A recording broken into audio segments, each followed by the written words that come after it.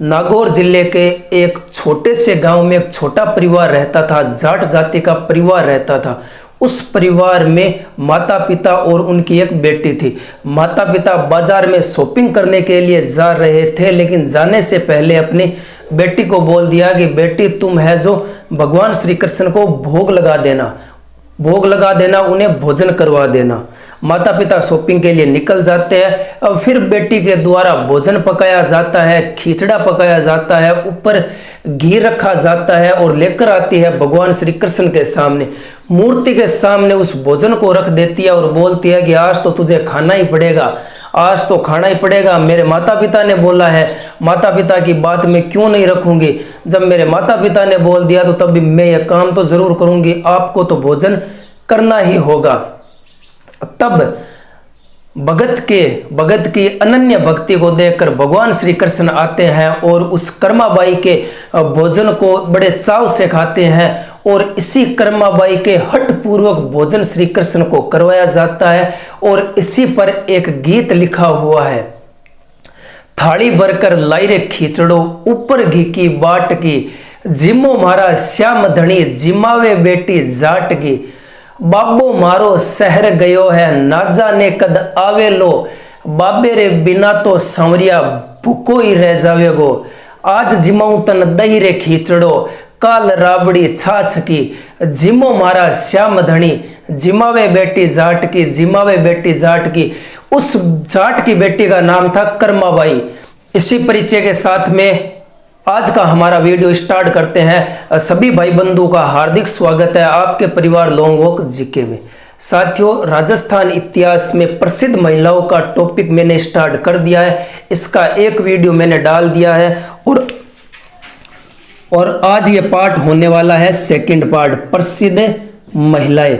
राजस्थान इतिहास में प्रसिद्ध महिलाओं के जिक्र और फिक्र में आज का पार्ट है पार्ट 2। इसी के बारे में बात करेंगे। हम सिर्फ वही बातें करने वाले हैं जो परीक्षा की दृष्टि से महत्वपूर्ण हो। आपको ऐसी भी कोई भी जानकारी नहीं दूंगा जिससे आपका भी टाइम वेस्ट हो, मेरा भी टाइम वेस्ट हो। इस काम के काम करनो, काम वही करनो जो पेपर के अंदर पूछो जाए, महत्वपूर्ण हो, इंपोर्टेंट हो, जानकारी सिर्फ बाई देनी। तो आज आप बात कर सिया, अगर थाने मेरे द्वारा जिकी भी जानकारी दी जाए, अगर वह जानकारी थाने पसंद आ जाए तो थे तारे मित्रा ने शेयर करया और वीडियो ने लाइक करया, कमेंट कर जरूर बताया कि थाने वीडियो किसो लग्यो। साथियों, अगर मैं सबसे पहले बात करूं प्रसिद्ध महिलाओं के बारे में, प्रसिद्ध महिलाओं के बारे में बात करेंगे कालीबाई की। कालीबाई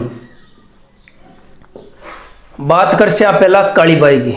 अगर मैं कालीबाई की बात करूं, कालीबाई डूंगरपुर के रास्तापाल गांव के सरकारी विद्यालय में पढ़ती थी। वहां पर इनके गुरु का नाम था सेंगाबाई खांट। सेंगाबाई खांट को कुछ पुलिस वाले स्कूल के अंदर आते हैं, सेंगाबाई खांट को स्कूल से बाहर निकालते हैं, फिर पुलिस की जीप के पीछे घसीटते हैं। अपने गुरु की इस प्रकार से बेइज्जती को देखकर कालीबाई वहां से उठती है। एक धारदार हथियार हाथ में लगता है कालीबाई के और कालीबाई उस धारदार हथियार को लेकर पुलिस की जीप के पीछे दौड़ती है और अपने गुरु सेंगाबाई खांट को आजाद करवा देती है उस पुलिस की जीप से। और फिर पुलिस वालों के द्वारा वापस मुड़कर देखा जाता है, सामने भील बालिका खड़ी थी और इसी भील बालिका के शरीर को गोलियों से छल्ली कर दिया था पुलिस वालों ने। इससे ही रास्तापाल हत्याकांड कहा जाता है। रास्तापाल हत्याकांड कब होता है? 19 जून 1947 को। कब होता है? 19 जून 1947 को। यह है महत्वपूर्ण बात, रास्तापाल हत्याकांड। रास्तापाल हत्याकांड कब होता है? 19 जून 1947 को होता है। गुरु का नाम क्या था? सेंगाबाई खांट। सेंगाबाई खांट। अगर मैं बात करूं कालीबाई का स्मारक कहां पर बना हुआ है, स्मारक की अगर बात करूं तो यह बना हुआ है गेब सागर झील के किनारे। गेब सागर झील के किनारे। गेब सागर झील के किनारे डूंगरपुर जिले में कालीबाई का स्मारक बना हुआ है। और डूंगरपुर को क्या कहा जाता है? पहाड़ों की नगरी कहा जाता है। पहाड़ों की नगरी किसे कहा जाता है? डूंगरपुर को कहा जाता है। डूंगरपुर में सर्वाधिक कौन सी जनजाति निवास करती है? डामोर जनजाति। डामोर जनजाति। डामोर जनजाति का सबसे बड़ा मेला कौन सा लगता है? कमेंट करके आपको बताना है। आपको सिर्फ कालीबाई के बारे में इतनी ही बातें याद रखनी है। परीक्षा की दृष्टि से महत्वपूर्ण रास्तापाल हत्याकांड फेमस है, 19 जून 1947 को होता है। रास्तापाल हत्याकांड में अपने गुरु सेंगाबाई खांट को बचाया जाता है कालीबाई के द्वारा, और कालीबाई का स्मारक पूछ ले तो गैब सागर झील के किनारे है, डूंगरपुर के अंदर बना हुआ है, और इसे डूंगरपुर को पहाड़ों की नगरी कहा जाता है। आपको कमेंट करके सिर्फ इतना बताना है कि डामोर जनजाति का सबसे बड़ा मेला कहाँ लगता है। अब बढ़ते हैं आगे। अब बात करा किशोरी देवी की। किशोरी देवी ने शेखावाटी किसान आंदोलन में बढ़ चढ़कर हिस्सा लिया था। शेखावाटी किसान आंदोलन में महिलाओं का नेतृत्व किशोरी देवी ने किया था, और फिर इसी शेखावाटी किसान आंदोलन के बढ़ते क्रम के अंदर एक सभा का आयोजन किया जाता है। उस सभा को कटराथल सभा कहा जाता है। 25 अप्रैल 1934 को इस सभा में 10,000 महिलाओं का नेतृत्व किसके द्वारा किया जाता है? अपनी काकी के द्वारा किया जाता है, किशोरी देवी के द्वारा। कटराथल सभा में 10,000 महिलाओं का नेतृत्व किया जाता है। किशोरी देवी के बारे में आपको इतनी बातें याद रखनी है। शेखावाटी किसान आंदोलन में महिलाओं का नेतृत्व है। शेखावाटी किसान आंदोलन के अंदर अगर मैं बात करूं, महिलाओं का नेतृत्व किसने किया था? महिलाओं का नेतृत्व है तो ये किया था किशोरी देवी ने। किशोरी देवी ने कटराथल सभा का जब आयोजन होता है, कटराथल सभा का आयोजन होता है 25 अप्रैल 1934 को। 25 अप्रैल 1934 को कटराथल सभा में 10,000 महिलाओं का नेतृत्व किया था। 10,000 महिलाओं का नेतृत्व किसने किया था? अपनी काकी किशोरी देवी ने किया था। 10,000 महिलाओं का नेतृत्व किया था किशोरी देवी ने किया था। किसने किया था? किशोरी देवी ने किया था। किशोरी देवी से आपको सिर्फ इतनी बात याद रखनी है, शेखावाटी किसान आंदोलन में महिलाओं का नेतृत्व है किशोरी देवी ने किया था। किशोरी देवी के द्वारा कटराथल सभा में 10,000 महिलाओं का नेतृत्व किया जाता है, जो सभा 25 अप्रैल 1934 को हुई थी। अब बढ़ते हैं आगे। अब बात करते हैं कमला देवी की। अगर मैं कमला देवी की बात करूं तो कमला देवी राजस्थान की पहली महिला पत्रकार, राजस्थान की पहली महिला पत्रकार। राजस्थान की पहली महिला पत्रकार कौन थी?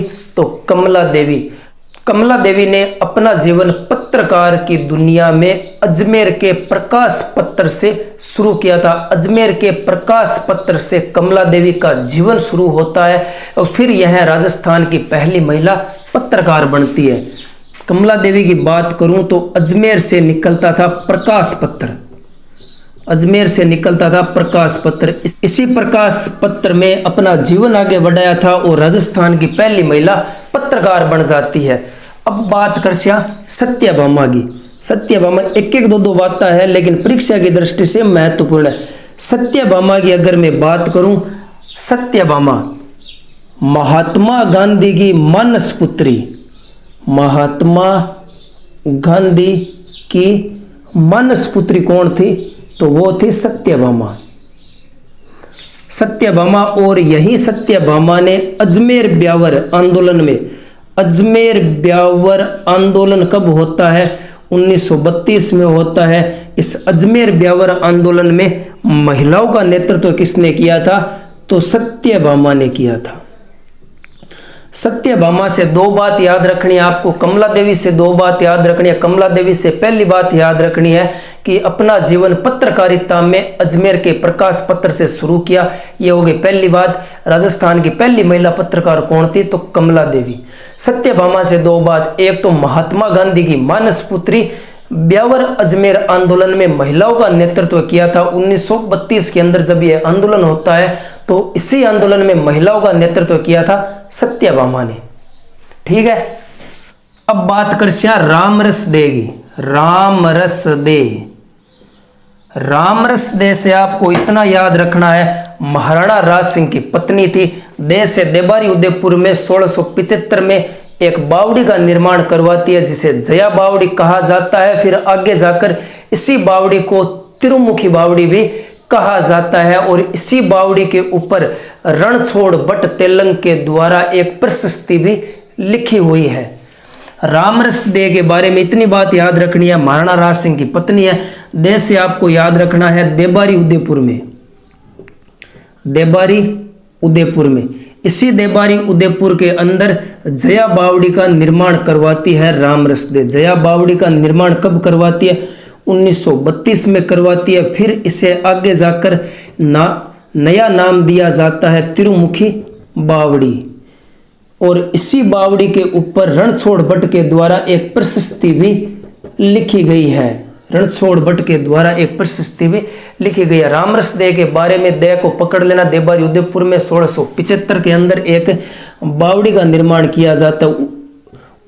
1675 के अंदर 1932 ने 1675 के अंदर एक बावड़ी का निर्माण किया जाता है जिसे जया बावड़ी कहा जाता है। लेकिन फिर आगे जाकर इसी बावड़ी का नया नाम रखा जाता है तिरुमुखी बावड़ी। यह थी साथियों आज की जानकारी। आपको कैसा लगा वीडियो कमेंट करके जरूर बताना। मिलते हैं कुछ नई जानकारी के साथ में, तब तक के लिए जय हिंद जय भारत।